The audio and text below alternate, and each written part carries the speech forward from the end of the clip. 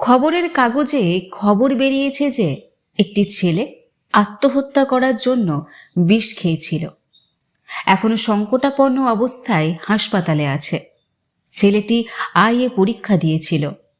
পরীক্ষার ফল প্রকাশিত হবার কয়েকদিন পরে সে বিষ খায়। দ্য বং স্টোরি চ্যানেলে আপনাদের সকলকে স্বাগত। আশা করছি আপনারা সকলেই ভীষণ ভালো আছেন। এই সপ্তাহে আমরা নিয়ে এসেছি আপনাদের জন্য আরও একটি নতুন গল্প। এখন মাধ্যমিক পরীক্ষা চলছে, আর কিছুদিন পরেই উচ্চ মাধ্যমিক পরীক্ষা শুরু হবে। তারপরই টানা একটা উত্তেজনা পরীক্ষার ফল নিয়ে। সেরকমই এক গল্প আজ আপনাদের শোনাব। তাহলে চলুন শুরু করা যাক আজকের গল্প। মানিক বন্দ্যোপাধ্যায় রচিত পাশ-ফেল।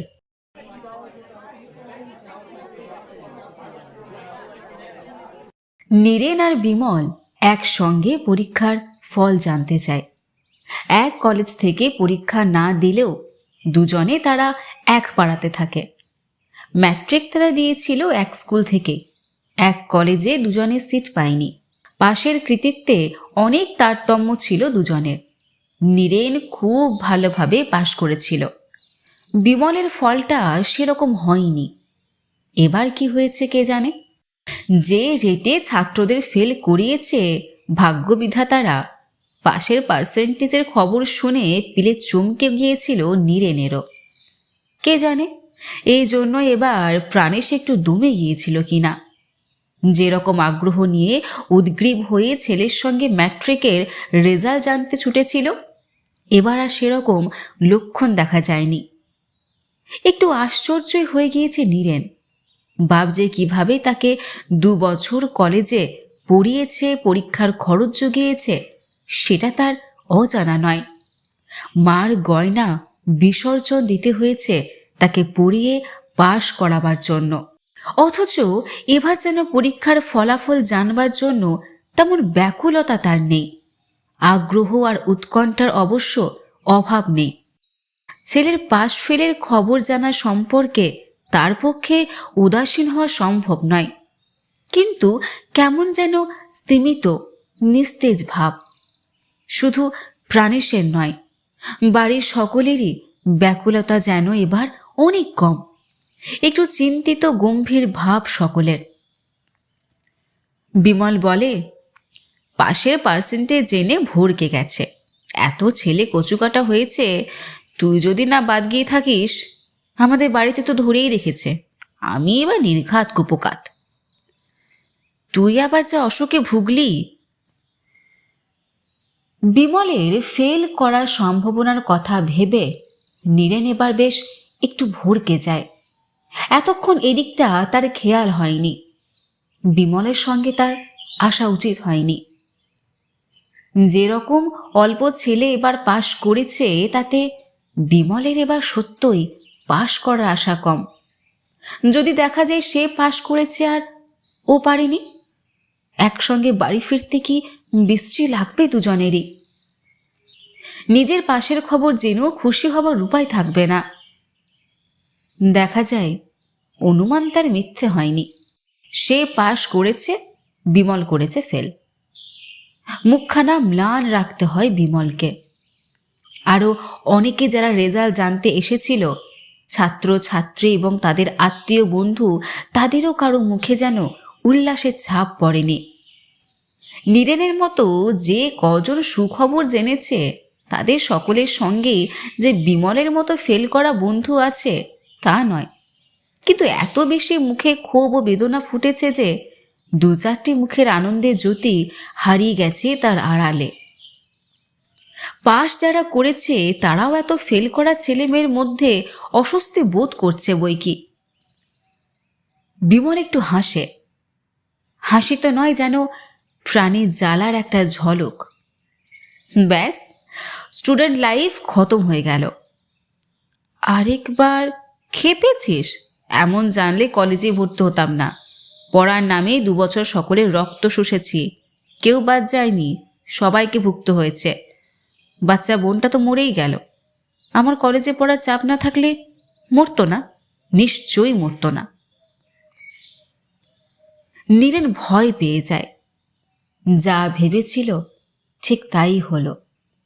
বন্ধুর বিরাট ও বিকট ব্যর্থতার আঘাতের প্রতিক্রিয়ায় প্রথম ধাক্কাটা এখন তাকেই সামলাতে হবে। সে কাতরভাবে বলে, এতটা বাড়াস নে ভাই, এত ছেলে তো ফেল করেছে, একবার ফেল করলে কি হয়? পড়াশোনা জন্মের মতো খতম হয়, 2 বছর সকলের আর নিজের প্রাণপাত কষ্ট মাঠে মারা যায়। পাশ করলে পড়তাম, কোনো দিকে তাকাতাম না। রাত্রে বাবা ঘুমন কিনা, মার হার্ট ক্ষয় হচ্ছে কিনা, ভাই বোনেরা খেতে পড়তে পারছে কিনা, কিছু চেয়ে দেখতাম না। কিন্তু এত করেও যখন ফেল করেছি, এই তামাশার মধ্যে আমি আর নেই। বিমলের বাড়িটা আগে পড়ে। বাড়ির কাছাকাছি এসে বিমল বলে, মরিবাজি করে বাবা আরেকটা চান্স আমায় দেবেন। নিজেই হয়তো বলবেন, এত টাকা গেল, সময় গেল, এনার্জি গেল, আরেকটা বছর চেষ্টা করেই দেখো, নইলে তো সবটাই লোকসান। কিন্তু আমি আর পড়ছি না, এই জুয়া খেলার চান্স নিতে আমি রাজি নই। নীরেন চুপ করে থাকে। অস্বস্তি বোধ করতে করতে এতক্ষণে তার মনে হতে থাকে যে পাশ করে সে যেন সত্যই নৈতিক আর সামাজিক একটা অপরাধ করে বসেছে। মানুষের জীবন নিয়ে ভাগ্যের খেলার জুয়া আর জুয়া চড়িতে জিতে গেছে। বাড়ির সামনে এসে বিমল বলে, 1 মিনিটের জন্য আয়, খবর জানিয়ে যা। না ভাই, আজ নয়। কিন্তু বিমল একরকম জোর করে নীরেনকে বাড়িতে ধরে নিয়ে যায়।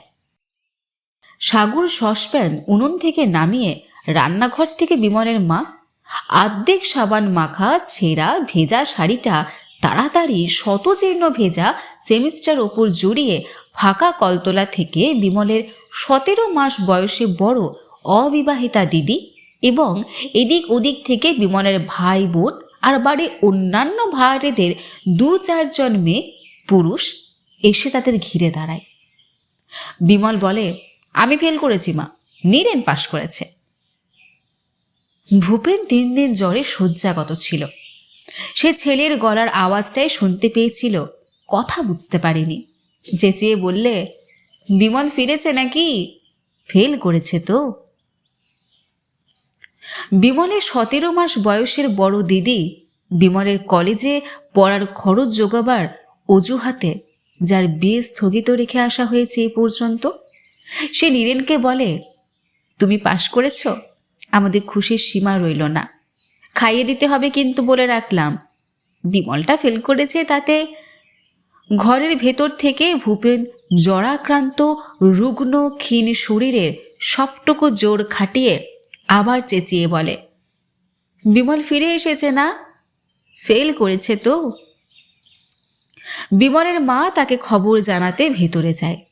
ফেল করা অভিমানী ছেলের সঙ্গে যেন বুঝে শুনে কথা বলে, এই বিষয়ে তাকে সাবধান করে দিতে চায়। বিমলের দিদি নীরেনকে বলে, বিমলটা ফেল করেছে তাতে আর কি হয়েছে বলো, অমন ঘরে ঘরেই তো ফেল করছে। ফেলটাই যখন বেশিরভাগ ছেলে করেছে তখন ফেল করাতে লজ্জার কি আছে?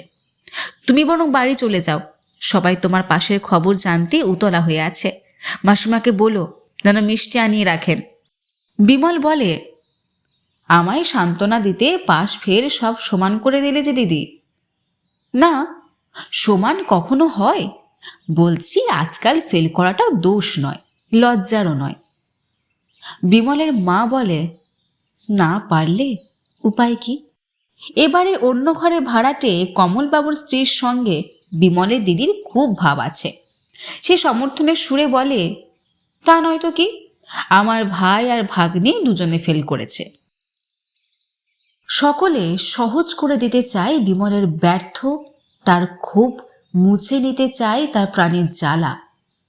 তার মধ্যে ফুটে বেরোয় সকলের ভয় আর উদ্বেগ। বিমল চিরদিন বড় অভিমানী ছেলে, চিরদিন একরোখা। ফেল করার প্রতিক্রিয়ায় সে এখন কি করে বসে, এটাই দাঁড়িয়েছে সকলের সবচেয়ে বড় দুর্ভাবনা। আরেকবার আরো জোরের সঙ্গে নিজেকে অপরাধী মনে হয় নীরেনের। একজনের ওই পরীক্ষায় পাশ করা উচিত হয়নি। সামান্য কিছু ছেলে পাশ করেছে বলেই না বিমলের মতো গাদা গাদা ছেলের ফেল করাটা দাঁড়িয়েছে ফেল করায়। টলতে টলতে বিছানা ছেড়ে উঠে এসে ভূপেন দরজা ধরে দাঁড়ায়। নীরেনকে সে চোখেও দেখতে পায় না। সে পরের ছেলে, যদিও প্রাণেশ তার অনেক দিনের বন্ধু এবং নীরেন সেই বন্ধুরই ছেলে। সকলে মুখের দিকে তাকায়। কেউ কিছু বলার আগেই শান্ত গম্ভীর গলায় বিমলের বাবা বলে, বিমল, ফেল করেছিস তো? বেশ করেছিস। বৈঠকখানা বলে কিছু নেই। বাইরে সরু রোয়াকে দাঁড়িয়ে প্রাণেশ একজন মাঝবয়সী ভদ্রলোকের সঙ্গে কথা বলছিল। তার আপিসে সুজনবাবু। তাকে দেখে নীরেন একটু আশ্চর্য হয়ে যায়। প্রাণেশ যে আপিস যায়নি তার মানে বোঝা কঠিন নয়। ছেলের পরীক্ষার খবরটা সদ্য সদ্য জানার জন্য একটা দিন আপিস কামাই করছে, কিন্তু সুজনও আপিস কামাই করে তার বাবার সঙ্গে গল্প জুড়েছে কেন? সুজন প্রশ্ন করে, কি খবর হে? একা বাড়ির কাছে এসে এতক্ষণে নীরের মুখে একটু হাসি খুশি ভাব আনতে পেরেছিল। পাশ করার আনন্দের স্বাদ পাচ্ছিল। সুজনের প্রশ্নে তার মুখ হাসিতে ভরে যায়। পাশ করেছি। কিরকম পাশ করেছে শুনে নিয়ে সুজন বলে, বাহ, বাহাদুর ছেলে। এই ফেলের বাজারে এত ভালোভাবে পাশ করা তো সোজা ব্যাপার নয়। প্রশংসায় লজ্জায় নীরের মাথা নামায়। এতক্ষণে সে প্রথম অনুভব করতে পেরেছে পরীক্ষা পাশের রোমাঞ্চ। 2 বছর গরিবের ছেলের প্রাণপাত কষ্ট করে সফল হওয়ার উত্তেজক সুখ। বিমল ফেল করে শুধু তাকে দমিয়ে রাখিনি, এতক্ষণ কেমন হতাশায় প্রাণ ভরে দিয়েছিল। আশা আর স্বপ্নে আবার উজ্জ্বল হয়ে ওঠে ভবিষ্যৎ। কিন্তু প্রাণেশ কিছু বলছে না কেন? প্রাণেশ হাসি ও গর্বে উজ্জ্বল হয়ে উঠল না কেন? বিমল পাশ করতে পারেনি বাবা।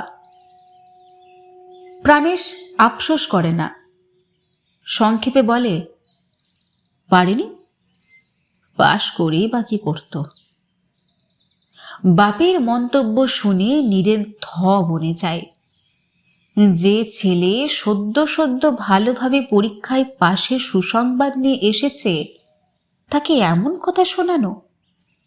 বিমলের ফেল করা আর ছেলের পাশ করা ব্যাপারটাই যেন বিশেষ কোনো মূল্য নেই প্রাণেশের কাছে, অথচ তাকে পাশ করানোর জন্য সে গায়ের রক্ত জল করেছে। সুজনের কাছে পেলেও বাপের কাছে ঠিকমতো অভিনন্দন না পেয়ে নীরেন একটু ক্ষুণ্ণ হয়ে ভেতরে যায়। সেখানে অবশ্য তার অভ্যর্থনা জোটে দিগ্বিজয়ীর মতো ছোট ভাই বোনদের কাছে। সকলে তারা হয়ে চই চেঁচামেচি শুরু করে দেয়। 13 বছরের বোন রেখা উঠানে গিয়ে চেঁচিয়ে ওপর তলে খবর পাঠিয়ে দেয়, বকুলদি, ও বকুলদি, দাদা পাশ করেছে।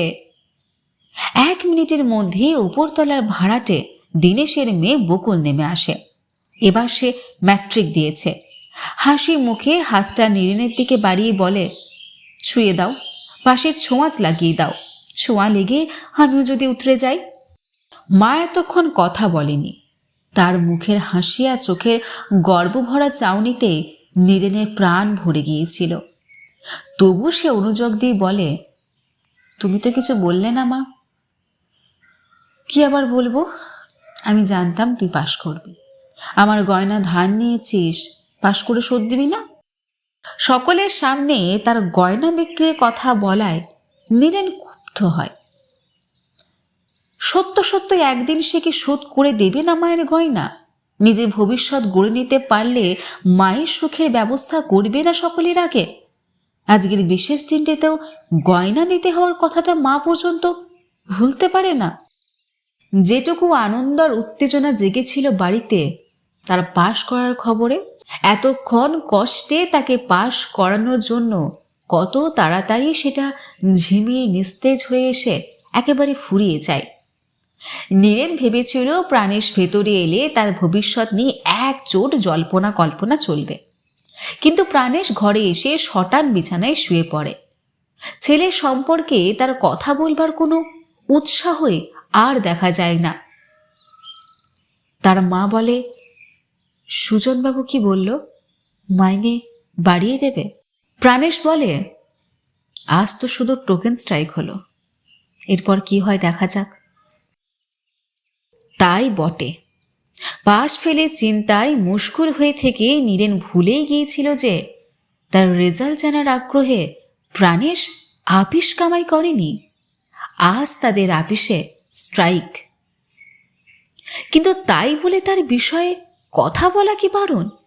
আজও শুধু দেনা, সংসার, অভাব অন্টনের কথাই হবে দুজনের মধ্যে। রেখা আজ সকালেও কান্নাকাটি করেছে। তার একটাও আস্ত জামা নেই। মুদি দোকানে কিছু টাকা না দিলে এবার হয়তো গলায় গামছা দিয়ে অপমান করবে। মাস কাবারে একটা পাঞ্জাবি না করলে আর আপিস করা সম্ভব হবে না প্রাণেশের। আজও চলবে চিরদিনের একই কথার পুনরাবৃত্তি। নীরেন নিজেই বলে, জানো, বাড়িতে একটু হেল্প পেলে আমি হয়তো প্লেস পাকাতে পারতাম। নিজে নিজে পড়ে হয় না। প্রাণেশ আর নীরেনের মা কথা বন্ধ করে এক মুহূর্ত ছেলের মুখের দিকে চেয়ে থাকে। দুজনে নিঃশ্বাস ফেলে একসঙ্গে। অভিমান পাক দিয়ে ওঠে নীরেনের মধ্যে। এদের যখন আগ্রহ নেই, থাক, যার আগ্রহ আছে তার সঙ্গে আলোচনা করা যাক। আজ পাশ করার মধ্যে তার কোনো ভবিষ্যৎ সূচিত হলো। ওপরে গিয়ে সে বকুলের সঙ্গে কথা বলে। বকুল সাগ্রহে তার কথা শোনে। বিয়েতে সে আরও ভালো রেজাল্ট করবে, এবার আরেকটু শক্ত হবে, লোককে বুঝিয়ে দেবে যে উচ্চ দিকের পরীক্ষায় কোনো ছেলে যদি ভালো রেজাল্ট করতে চায়, সংসারে 10টা বাজে কাজে ঝামেলা তার ঘাড়ে চাপালে চলে না। বকুল বলে, সত্যি। বিকালে নীরেন পাড়ার চেনা লোকের বাড়িতে যায়।